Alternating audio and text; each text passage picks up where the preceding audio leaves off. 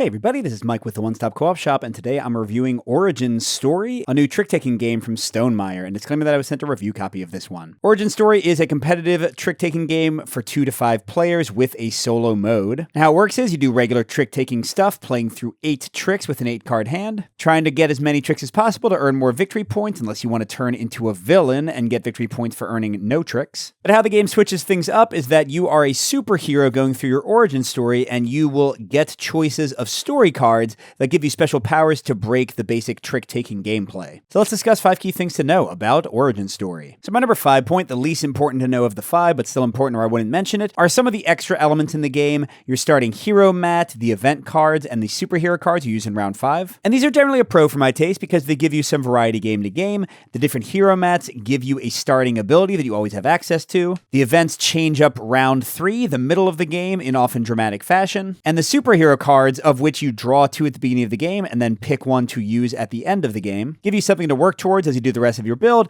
and give you something exciting to finish the game with. My only complaint, to the reason this is my number 5, is that none of these feel like they're used that often. I'll often play my character and never use their starting ability. The events only apply to round 3, the superhero cards only apply to round 5. So none of these is a major game-defining element, but they all work well together to add some variety to the play. My number 4 point is a mix for my taste, and that's how the game is scored and the hero or villain choice each round. Because if you choose to be a villain, then it's kind of like shooting the moon in hearts. You need to take 0 tricks to score anything. And I like having this option because it does change up gameplay. It does change up the feel of drawing a bad hand. And some of the hero mats, some of the story cards will specifically support this strategy. But on the other hand, it can feel very swingy making it work. And especially at some player counts, it feels both too difficult and also not rewarding enough, because if everybody else is getting all of the tricks, getting 1 victory point per trick they win, then sometimes even accomplishing this cool maneuver isn't really worth that much, especially when you compare it to games like Spades or Hearts, where shooting the moon or going nil get you a ton of points.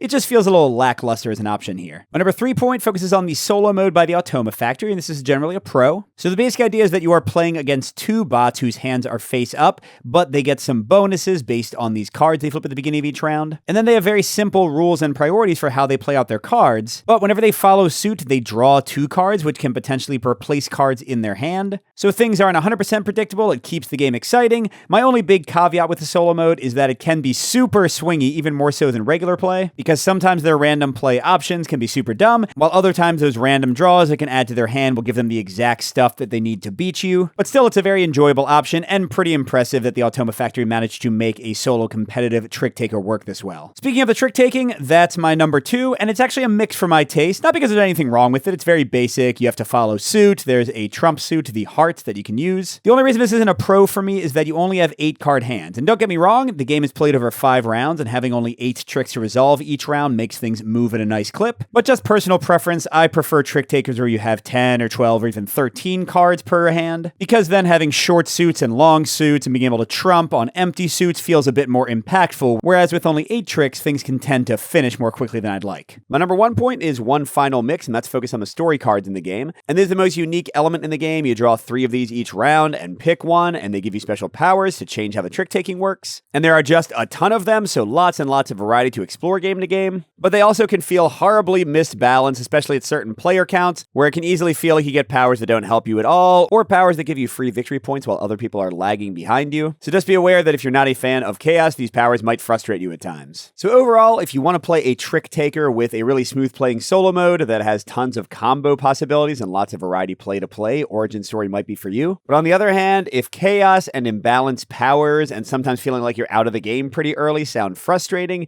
you might want to avoid this one. And if you want to see the game in action, I have a play video that was posted on the channel recently. Thanks for watching, everybody. Good gaming, and I'll see you at the next stop.